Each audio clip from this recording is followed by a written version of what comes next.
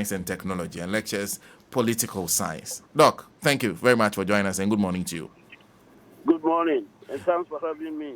I hope you're well, Doc. By God's grace, yes, I'm doing good. Great to have you on the line, and I'm sure you also watched the scenes that happened on Saturday. First of all, your observations, the recoalition exercise that was spearheaded by the Electoral Commission under heavy police protection. Actually, it's messy. It's messy. Messy. Yeah, it is a mess. The whole electoral process, the latest development, the recoalition has messed up almost everything. You get the impression that Ghana is going through such electoral process for the first time. This is not, as many of us Ghanaians are aware. We've gone through 1,000,001 times, and then we have a new EC in place, and this is their work. This is their work. It is a mess. It's disappointing. You see, the results are, from the very word go, the moment we couldn't get it done on the day that it should have been done, the results, the outcome were thrown into confusion, doubt, mistrust. And that is the mess. An Electoral Commission should not create such an image for itself.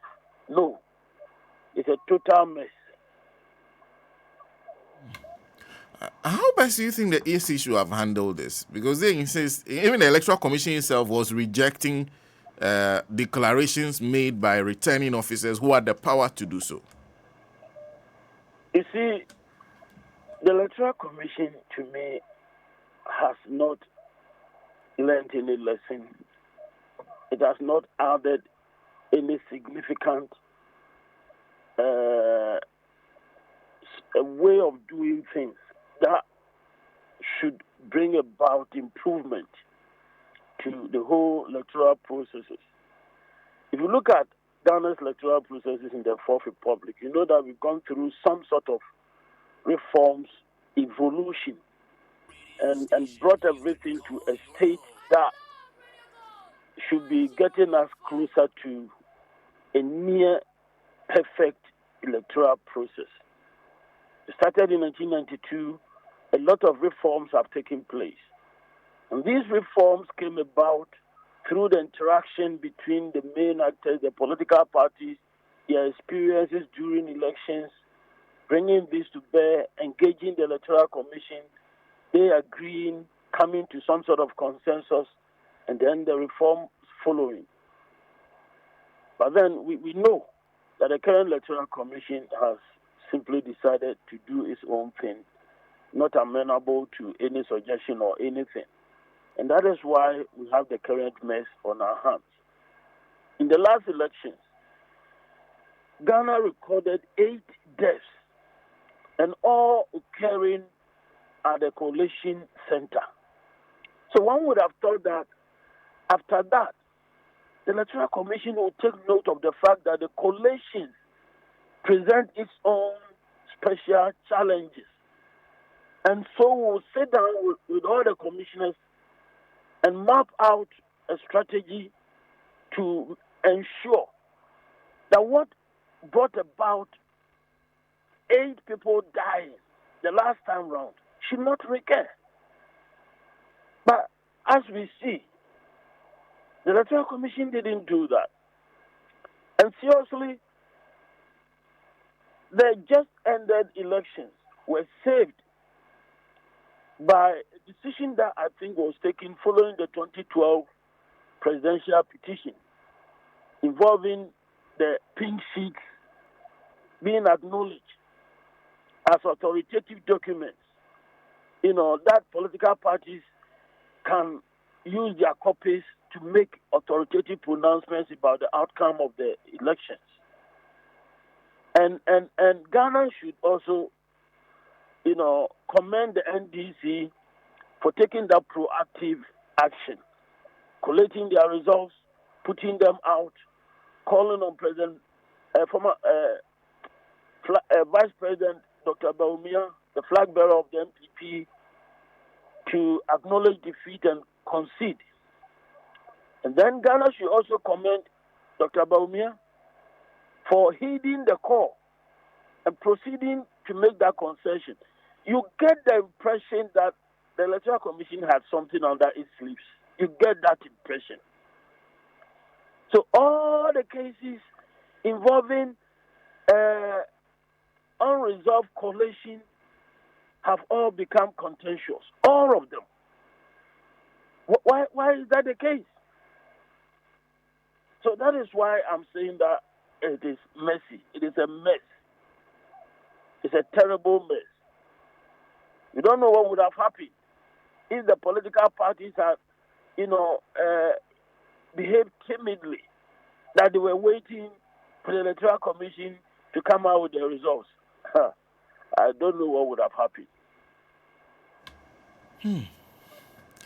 No, we have a case where 7 seats out of the 9 that the EC said were disputed had been recollated and declared. So redeclared. All for the New Patriotic Party. How does that look? It looks fishy. It looks dubious. It makes it difficult for anybody to say that we have an objective Electoral Commission in place. It makes it very difficult. You see, there's something I don't understand with the current Electoral Commission. They don't understand the work they are doing. And I'm saying that,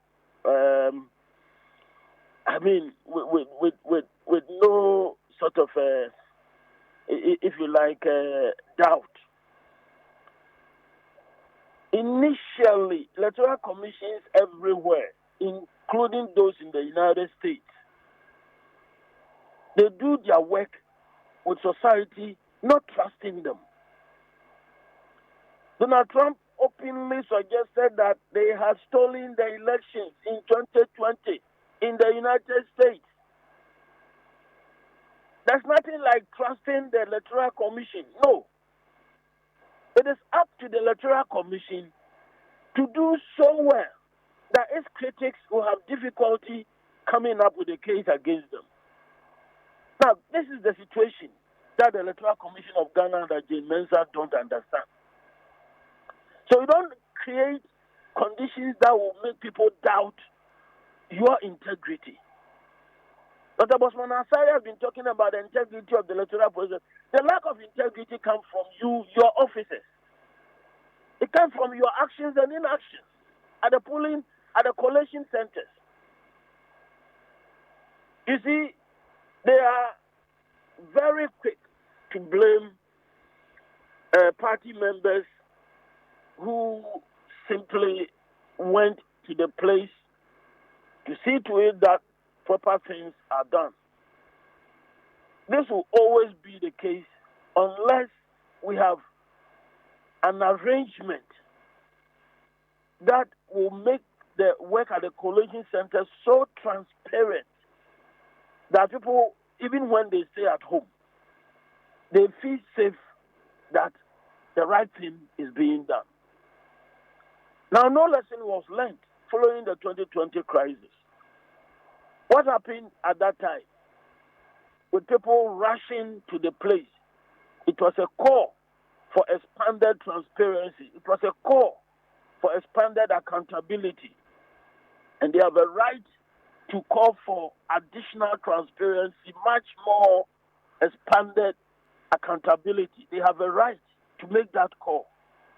And then it's the duty of the Electoral Commission to come up with an arrangement that will satisfy people. Was it not possible for us to use television devices, get people away from the main collation center, but then make it possible for them to follow the procedures there? And then some people have also suggested that Nigeria simply collates the whole thing online from the polling stations. The information is sent straight to an online platform available to all citizens. The point I'm making is that following 2020 crisis, the EC of Ghana decided to do nothing about improving conditions at the collation centers. And that is what has brought us the current situation that we have on our hands. So what exactly is the work that they have done? Going through the routines? No. Anybody can do that. And I mean, excuse me, any idiot can do that. Going through the routines that the work of Dr. Farijan has carved out for us. So they have done no way. Do they deserve the sort of salaries and emoluments and all the things that the package that go with their work? No, they don't. I score them 30%. They messed Ghana up.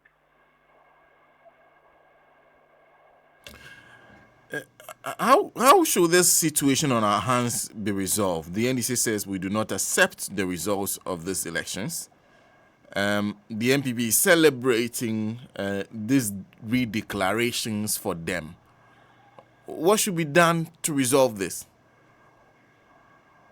You see, the courts happen to be the last leg of the electoral processes. It is an integral part of the electoral processes. Disputes are sent to the courts. This is normative for all democratic elections. And so my understanding is that eventually the courts will look at this issue. And if we don't have authentic pink sheets from all the polling stations, then the only line of action left is to go into re-election. If we don't have authentic pink sheets that cannot be disputed by any of the parties for all the the constituencies involved, then obviously the only line of action left is going to re-election. So a rerun in those constituencies, a rerun of those constituencies. I'm looking forward to seeing something like that. I'm looking forward to seeing something like that. Unless we have pink sheets that cannot be disputed by any party. But if even one polling station's pink sheet comes into disrepute, it affects the outcome of the parliamentary elections. The presidential case is resolved. When we have just one polling station, given the nature of the system we run in, first past the post, one getting the majority, and that is it. If we have just one pink sheet from one polling station missing, we can't legitimately declare anyone a winner. We can't. Doc, thank you. Thank you very much for speaking to us this morning. You are most welcome. Dr. Amakye Boateng is a political science lecturer coming Nkrumah University of Science and Technology. Join us on the line this morning. There are a few things Daniel says. Okay, Senna, you are right. The birthday thing says the